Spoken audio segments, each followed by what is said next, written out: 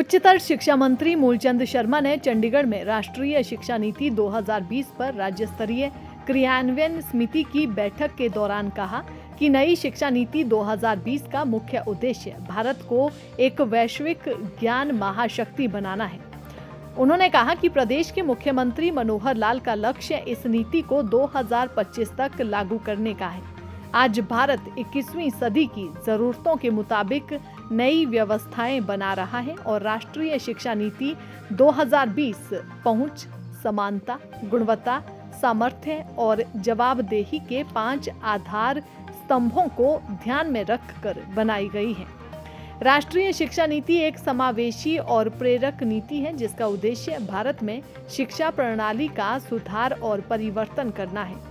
नई नीति रोजगार क्षमता से उद्यमिता की ओर बदलाव को दर्शाती है और ये नौकरी चाहने वालों के बजाय नौकरी पैदा करने वालों को आगे बढ़ाने का प्रयास करती है।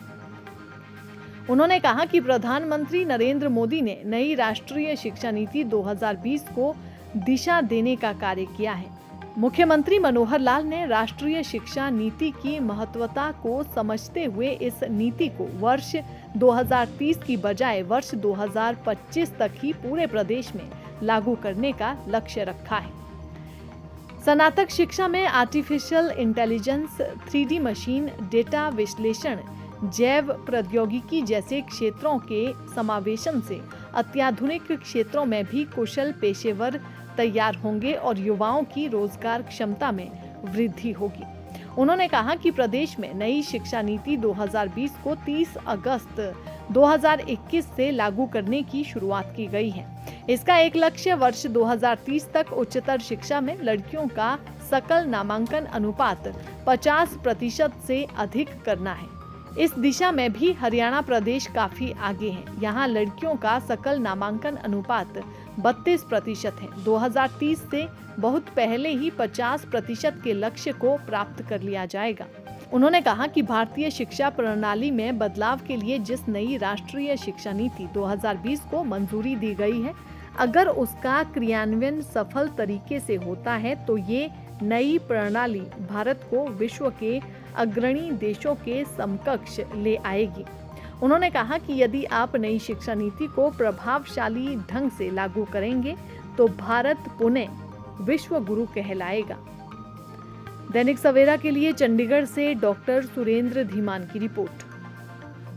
उच्चतर शिक्षा मंत्री मूलचंद शर्मा ने चंडीगढ़ में राष्ट्रीय शिक्षा नीति 2020 पर राज्य स्तरीय क्रियान्वयन समिति की बैठक के दौरान कहा कि नई शिक्षा नीति 2020 का मुख्य उद्देश्य भारत को एक वैश्विक ज्ञान महाशक्ति बनाना है। उन्होंने कहा कि प्रदेश के मुख्यमंत्री मनोहर लाल का लक्ष्य इस नीति को 2025 तक लागू करने का है। आज भारत 21वीं सदी की जरूरतों के मुताबिक नई व्यवस्थाएं बना रहा है और राष्ट्रीय शिक्षा नीति 2020 पहुंच, समानता, गुणवत्ता, सामर्थ्य और जवाबदेही के 5 आधार स्तंभों को ध्यान में रखकर बनाई गई है। राष्ट्रीय शिक्षा नीति एक समावेशी और प्रेरक नीति है जिसका उद्देश्य भारत में शिक्षा प्रणाली का सुधार और परिवर्तन करना है। नई नीति रोजगार क्षमता से उद्यमिता की ओर बदलाव को दर्शाती है और ये नौकरी चाहने वालों के बजाय नौकरी पैदा करने वालों को आगे बढ़ाने का प्रयास करती है। उन्होंने कहा कि प्रधानमंत्री नरेंद्र मोदी ने नई राष्ट्रीय शिक्षा नीति 2020 को दिशा देने का कार्य किया है।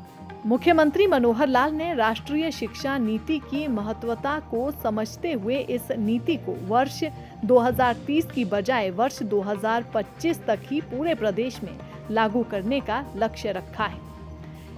स्नातक शिक्षा में artificial intelligence, 3D machine, data विश्लेषण, जैव प्रौद्योगिकी जैसे क्षेत्रों के समावेशन से अत्याधुनिक क्षेत्रों में भी कुशल पेशेवर तैयार होंगे और युवाओं की रोजगार क्षमता में वृद्धि होगी।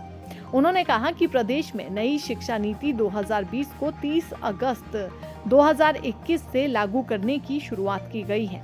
इसका एक लक्ष्य वर्ष 2030 तक उच्चतर शिक्षा में लड़कियों का सकल नामांकन अनुपात 50% से अधिक करना है।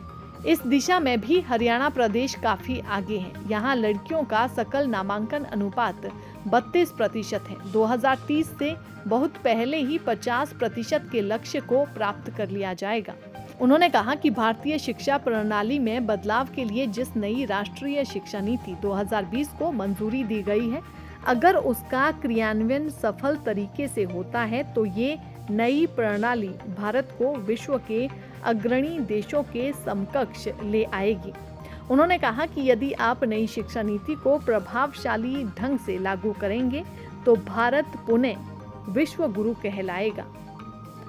दैनिक सवेरा के लिए चंडीगढ़ से डॉक्टर सुरेंद्र धीमान की रिपोर्ट।